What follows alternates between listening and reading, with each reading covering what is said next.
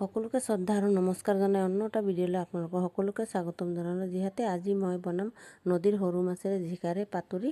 আহকচোন বনাওঁগৈ। প্ৰথমতে মই গেছত কেৰাহী বহাই কেৰাহীত দি দিলোঁ তেলখিনি অলপমান গৰম হোৱাৰ পিছত মই দি দিম অলপমান হালধি দি মেলি তাৰপিছত মই মাছখিনি দি দিম আৰু মই হালধি দি দিলোঁ। হালধি দিলে যিহেতু ছিটিকি নাযায় সেইকাৰণে হালধি দিলোঁ, আৰু নহ'লে মাছবোৰ ফুটি থাকে গাত আহে সেইকাৰণে। আৰু মই তাৰপিছত দি দিলোঁ মাছ, আৰু মাছখিনি মই এনেকুৱাকৈ ৰঙাকৈ ভাজি লওঁ। আৰু আপোনালোকেও এবাৰ দি চাব, এনেকৈ তেলত হালধি দি দিলে যিহেতু মাছবোৰ নুফুটে সেইকাৰণে মই এনেকুৱাকৈ দিছোঁ। এনেকৈ হালধি দিলে তেল বি ছিটিকি নাযায় আৰু মাছো নুফুটে। আৰু এনেকুৱা প্ৰচেছত বনাই এবাৰ চাব, মই এনেকৈ বনাওঁ সদায়। যিহেতু ইপিনে মাছখিনি ভাজা হৈ আছে আৰু ইপিনে মই জিকাখিনি যিহেতু কাটি এনেকৈ নিমখ সানি কিনি ৰাখি দিছিলোঁ 10-15 মিনিট কাৰণে।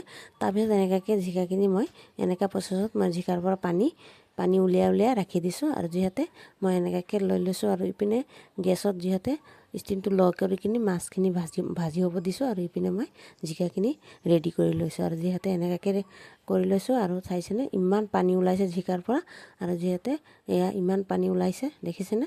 আৰু নিমখ সানি থ'লে এনেকুৱাকৈ তাৰপিছত জিকাখিনি মই এনেকুৱা নিমখৰ পৰা এনেকুৱা নিমখ সানি কিনি ৰাখি দিছিলোঁ যিহেতু, আৰু এনেকুৱাকৈ মই পানীখিনি উলিয়াই ল'লোঁ। তাৰপিছত জিকাখিনি এটা গামলাত লৈ কিনি তাৰপিছত দি দিলোঁ হালধি দি নিমখ দি দিম অলপমান। আৰু যিহেতু নিমখ সানি থৈছিলোঁ সেইকাৰণে ইমান নিমখ নিদিওঁ, অলপে দিম, আৰু বেছি দিলে তিতা হৈ যাব পাৰে সেইকাৰণে।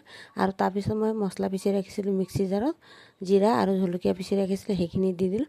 আৰু যিহেতু মই আজি সৰিয়হ নিদিওঁ, আদা আৰু সৰিয়হ নিদিওঁ, যিহেতু বহুত ৰ'দ আৰু গৰম।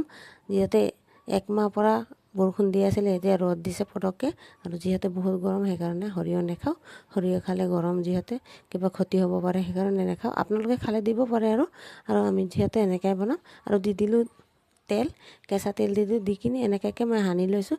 আৰু যিহেতু বহুত ৰ'দ কিবা হাত জ্বলিব সেইকাৰণে মই এটা চামুচৰ সাহায্যত এনেকুৱাকৈ ধুনীয়াকৈ মই মিলাই লৈছোঁ।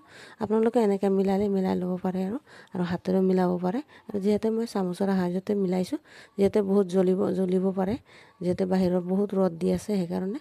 আৰু গৰমত মই এনেকুৱা জিকাৰ পাতুৰি আৰু লগত পাতলা দালি বনাম, আৰু দালিৰ লগত জিকাৰ পাতুৰিৰ লগত। যিহেতু মই জিকাখিনি ৰেডি কৰি কিনি তাৰপিছত আহি গ'লোঁ আকৌ গেছৰ ওচৰত। এয়া মই মাছখিনি যিহেতু অথনি কেৰাহীত দি থৈ গৈছিলোঁ, এতিয়া মই ভাজি হৈ গ'ল। মাজত দুবাৰ উল্টাই দিলোঁ, সেইটো বাৰু ভিডিঅ'ত দিয়া নাছিলোঁ।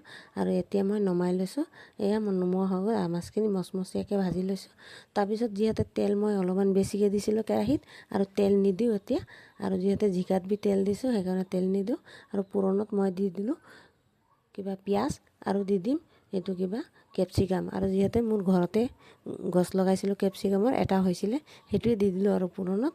আৰু দি কিনি মই বনাই লৈছোঁ। আৰু যিহেতু আমাৰ ইয়াত ইমান ডাঙৰ হোৱা নাই, সৰুকৈ হৈছে, জলকীয়া লগা হৈছে, হ'লেও এইটো জলকীয়া নহয় কেপচিকামে হয়। আৰু দি কিনি অলপমান ৰঙাকৈ পিঁয়াজখিনি যিহেতু ভাজি ল'ম। আৰু এয়া মই পিঁয়াজখিনি ৰঙা হ'ব দিছোঁ। যেতিয়া পিঁয়াজখিনি ৰঙাকৈ ভাজি হৈ যাব, তাৰপিছত মই যিহেতু জিকাখিনি মই এনেকুৱা প্ৰচেছত ৰেডি কৰি ৰাখি দিছোঁ সেইখিনি জিকাখিনি দি দিম। এয়া মই জিকাখিনি দি দিলোঁ।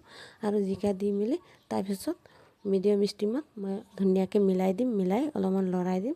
আৰু যিহেতু আজি মই ঢাকোন দি কিনি ঢাকি কিনি নবনাওঁ, যিহেতু জিকা যদি ঢাকি বনাওঁ আৰু পানী ওলাই কিনি মোৰ যিহেতু চব্জিখিনি মই শুকানকৈ বনাম, নুশুকাব, কেতিয়াও পানী নুশুকাব, সেইকাৰণে মই ঢাকি নিদিওঁ।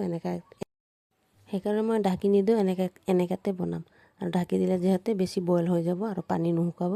তাৰপিছত মই 5 মিনিটমান পিছত আকৌ এবাৰ আহিলোঁ। এয়া চাইছেনে বাৰু মোৰ জিকাখিনি এনেকুৱা প্ৰচেছত আহি গ'ল। যিহেতু পানী শুকাই গ'ল, 80% হৈ গ'ল মোৰ চব্জি।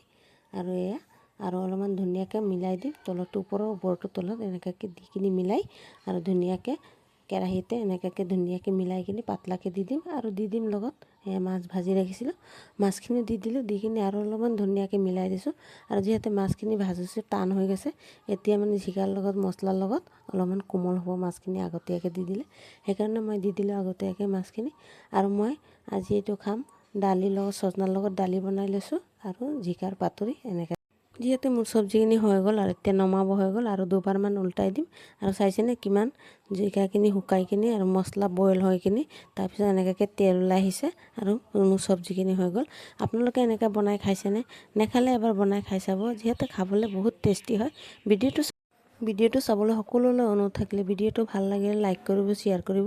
আৰু আজিৰ ভিডিঅ'টো ইয়াতে শেষ কৰিলোঁ। আৰু মই এইটো পাতৰি বুলি কৈছোঁ, আপোনালোকে কি নামেৰে জানে কমেণ্ট কৰি জনাবচোন। আৰু আজি ভিডিঅ'টো ইয়াতে শেষ কৰিলোঁ। Bye bye.